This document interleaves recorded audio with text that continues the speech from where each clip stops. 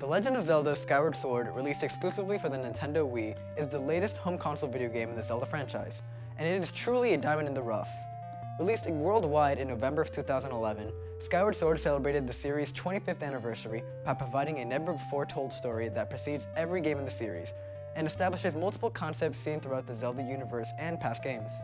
This game was a serious departure from the usual Zelda formula, and though many people think that straying from the norm is always a bad thing, this game proves that this is simply not true by providing a one-of-a-kind experience that no other video game can offer. Hello everyone, my name is David, and this is my review of both the critically acclaimed and highly criticized video game, The Legend of Zelda Skyward Sword.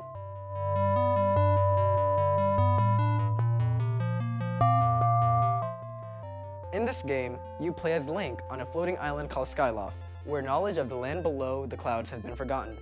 Following certain events, his childhood friend Zelda was whisked away below the clouds, and it is up to Link, armed with the Goddess Sword and his new companion Fi, to explore this mysterious new land. Though not much more can be said about a story without spoiling major plot points, the story engages the player with new or familiar characters with interesting or new personalities.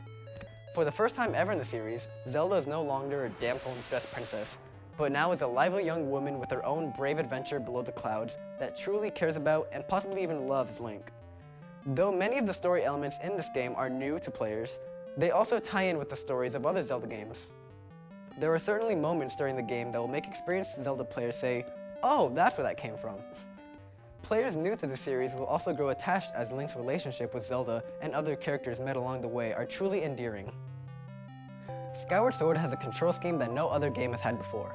The player holds the Wii Remote in his or her right hand, which controls Link's sword and weapons, and the nunchuck accessory in their left hand, which controls Link's movements and shield.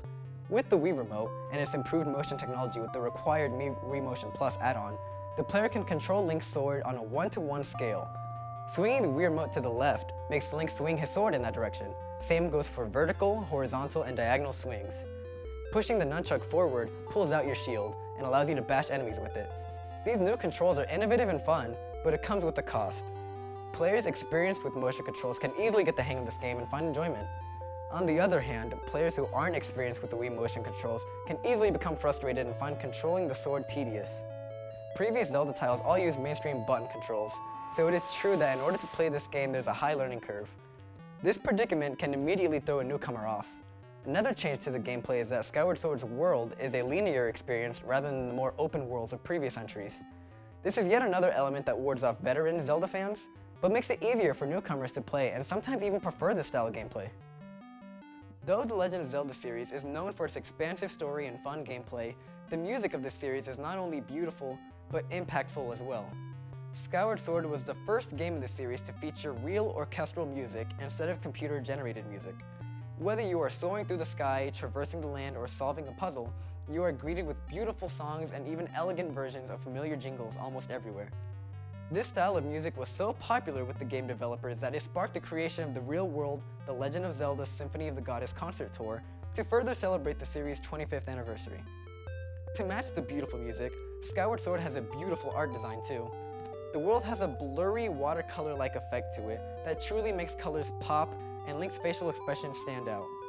The combination of accurate body proportions and cartoon cel-shaded graphics create a world of fantasy that has never been done in this way. The Legend of Zelda Skyward Sword is a controversial video game with good elements that deserve praise, but also contains a plethora of difficult-to-learn elements that casual gamers will have a difficult time learning. With a heartwarming story, beautiful orchestral soundtrack, and watercolor painting-like visuals, if you can adjust to the never-before-used control scheme, then you are in for a treat worthy of celebrating the 25th anniversary of a series that many people grew up loving. This is why HUD gives The Legend of Zelda Skyward Sword 4 out of 5 stars. Hey, thanks guys for watching this video. If you liked what you heard, make sure to give the video a thumbs up and comment on what you think about the game. But be nice. I'm David, and this is Heads Up Display.